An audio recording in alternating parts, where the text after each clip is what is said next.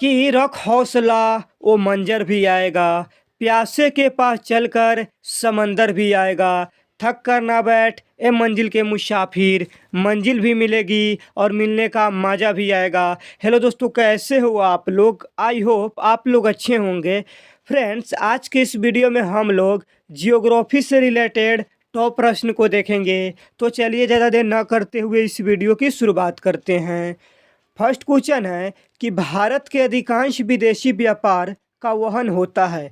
Option A है सड़क मार्ग से, ऑप्शन बी है वायु मार्ग से, ऑप्शन सी है समुद्री मार्ग से और ऑप्शन डी है पाइपलाइन से।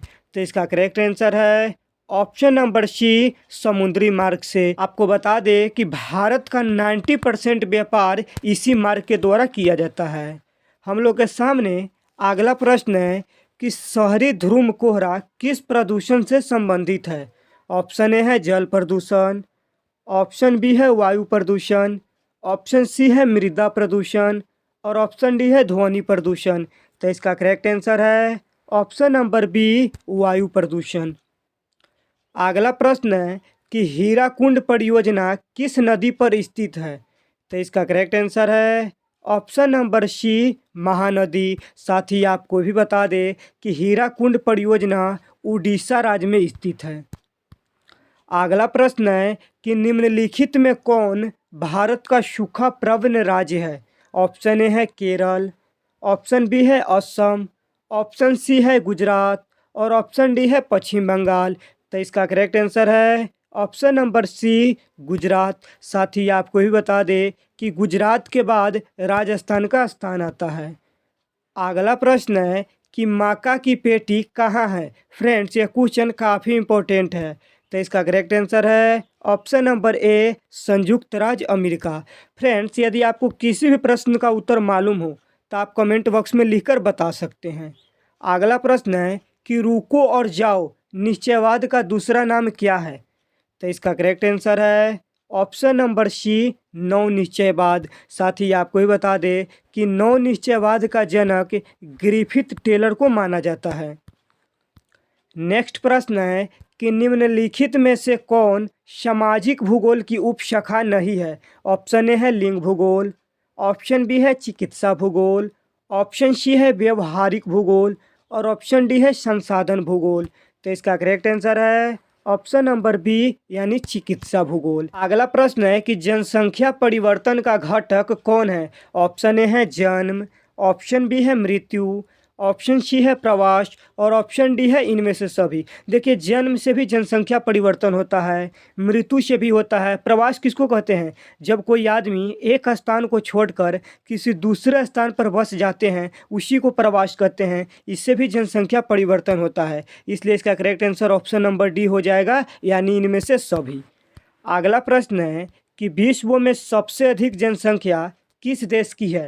तो आपको पता होगा कि विश्व में सबसे अधिक जनसंख्या चीन की है। साथ ही आपको भी बता दें कि चीन के बाद दूसरा स्थान भारत का ही आता है। अगला प्रश्न है कि इसमें विकास का संबंध किससे है। तो इसका एब्सोल्युटली राइट आंसर है ऑप्शन नंबर सी, यानी धनात्मक परिवर्तन से। नेक्स्ट प्रश्न है कि प्रथम मानव विकास प्रतिवेदन कब प्रकाशित हुआ था। तो इसका एब्सोल्युटली राइट आंसर है ऑप्शन नंबर बी, यानी 1990 में। अगला प्रश्न है कि निम्न में से कौन तृतीयक क्रियाकलाप से संबंधित है। ऑप्शन ए है खाद्य प्रसंस्करण, ऑप्शन बी है खनन, ऑप्शन सी है सेवाएं और ऑप्शन डी है कुटीर उद्योग। तो इसका करेक्ट आंसर है ऑप्शन नंबर सी, यानी सेवाएं। अगला प्रश्न है कि निम्न में से कौन पंचम क्रियाकलाप से संबंधित है।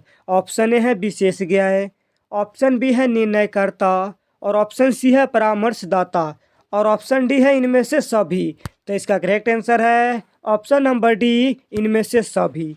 अगला प्रश्न है कि कोल खोज उदाहरण है।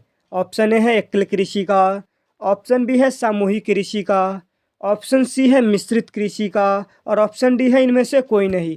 तो इसका करेक्ट आंसर है ऑप्शन नंबर बी, सामूहिक कृषि का। साथ ही आपको भी बता दें कि यह कृषि खासकर सोवियत संघ में किया जाता है। अगला प्रश्न है कि बेल्ट कहाँ है। ऑप्शन ए है न्यूजीलैंड, ऑप्शन बी है ऑस्ट्रेलिया, ऑप्शन सी है दक्षिण अफ्रीका और ऑप्शन डी है मिस्र। तो इसका करेक्ट आंसर है ऑप्शन नंबर डी यानी मिस्र। अर्थात जो बेल्ट है ना वो किस देश में है, तो वो मिर्च में स्थित है। अगला प्रश्न है कि अंगूर की खेती संबंधित है। तो इसका करेक्ट आंसर है ऑप्शन नंबर डी यानी उष्णकटिबंधीय क्षेत्र से। अगला प्रश्न है कि कर्तन दहन कृषि को भारत में किस नाम से जाना जाता है। फ्रेंड्स यह क्वेश्चन काफ़ी इंपॉर्टेंट है। तो इसका एब्सोल्युटली राइट आंसर है ऑप्शन नंबर बी यानी झूम। नेक्स्ट प्रश्न है कि इन वृक्षों में किससे चुबिगम संबंधित है। तो इसका करेक्ट आंसर है ऑप्शन नंबर डी यानी जेपोटा वृक्ष से। अगला प्रश्न है कि सैफील्ड औद्योगिक केंद्र अवस्थित है। तो इसका एब्सोल्युटली राइट आंसर है ऑप्शन नंबर ए यानी ग्रेट ब्रिटेन में। अगला प्रश्न है कि जर्मनी का रूर क्षेत्र प्रसिद्ध है। ऑप्शन ए है पेट्रोलियम के लिए, ऑप्शन बी है कोयला के लिए, ऑप्शन सी है लौह अयस्क के लिए और ऑप्शन डी है कपास के लिए। तो इसका करेक्ट आंसर है ऑप्शन नंबर बी कोयला के लिए। अगला प्रश्न है कि ओरिएंट एक्सप्रेस जोड़ता है किस से। तो इसका करेक्ट आंसर है ऑप्शन नंबर ए पेरिस को लंदन से। अगला प्रश्न है कि पनामा नहर की लंबाई है। तो इसका एब्सोल्युटली राइट आंसर है ऑप्शन नंबर ए यानी 72 किलोमीटर। साथ ही आपको ही बता दें कि इसकी चौड़ाई 90 मीटर है और गहराई कितनी है, तो गहराई 12 मीटर है। नेक्स्ट प्रश्न है कि पनामा नहर जोड़ता है किस से। तो इसका करेक्ट आंसर है ऑप्शन नंबर बी अटलांटिक महासागर को प्रशांत महासागर से। अर्थात जो पनामा नहर है ना वो अटलांटिक महासागर को प्रशांत महासागर से जोड़ता है। अगला प्रश्न है कि पोर्ट सैयद कहाँ स्थित है। तो इसका करेक्ट आंसर है ऑप्शन नंबर बी यानी मिस्र। अगला प्रश्न है कि भारत में जनसंख्या विस्फोट की अवधि है। तो इसका करेक्ट आंसर है ऑप्शन नंबर बी 1951 से 1981 तक। अगला प्रश्न है कि नहर के सहारे किस प्रतिरूप की बस्ती मिलती है। तो इसका एब्सोल्युटली राइट आंसर है ऑप्शन नंबर सी आयताकार। साथ ही आपको ही बता दें कि नदी के सहारे रैखिक आकार की बस्तियां मिलती है। नेक्स्ट प्रश्न है कि 2011 की जनगणना के अनुसार भारत में लिंगानुपात क्या था। देखिए फ्रेंड्स, लिंगानुपात का मतलब होता है कि प्रति 1000 पुरुष के पीछे महिलाओं की संख्या। तो इसका करेक्ट आंसर है ऑप्शन नंबर सी यानी 943। अर्थात भारत में 2011 की जनगणना के अनुसार प्रति 1000 पुरुष के पीछे 943 महिला का जन्म होता था। अगला प्रश्न है कि निम्नलिखित में कौन ऑस्ट्रेलिया की राजधानी है। फ्रेंड्स यह क्वेश्चन काफ़ी इंपॉर्टेंट है। तो इसका करेक्ट आंसर है ऑप्शन नंबर बी यानी कैनबरा। अर्थात ऑस्ट्रेलिया की राजधानी कहाँ है, तो कैनबरा। अगला प्रश्न है कि रबड़ किस कृषि से संबंधित है। तो इसका करेक्ट आंसर है ऑप्शन नंबर ए भूमध्य सागरीय कृषि से। अर्थात रबड़ है ना ये भूमध्य सागरीय कृषि से संबंधित है। नेक्स्ट प्रश्न है कि ग्रेट लेक्स जलमार्ग किस महादेश से संबंधित है। तो इसका एब्सोल्युटली राइट आंसर है ऑप्शन नंबर सी उत्तरी अमेरिका से। नेक्स्ट प्रश्न है कि दक्षिण अमेरिका में कौन ओपेक का सदस्य है। ऑप्शन ए है ब्राज़ील, ऑप्शन बी है चिली, ऑप्शन सी है वेनेजुएला और ऑप्शन डी है पेरू। तो इसका करेक्ट आंसर है ऑप्शन नंबर सी यानी वेनेजुएला। अगला प्रश्न है कि निम्नलिखित में कौन एक नगरीय समस्या है। ऑप्शन ए है मलिन बस्ती, ऑप्शन बी है पेयजल की कमी, ऑप्शन सी है वायु प्रदूषण और ऑप्शन डी है इनमें से सभी। तो इसका करेक्ट आंसर है ऑप्शन नंबर डी इनमें से सभी। अर्थात जो नगर में मलिन बस्ती की भी समस्या है, पेयजल की भी कमी है और वायु प्रदूषण भी ज़्यादा होती है। अगला प्रश्न है कि मेफिन्स किस नदी के किनारे स्थित है। तो इसका करेक्ट आंसर है ऑप्शन नंबर बी यानी मिसिसिपी। नेक्स्ट प्रश्न है कि कालाहारी मरुस्थल अवस्थित है।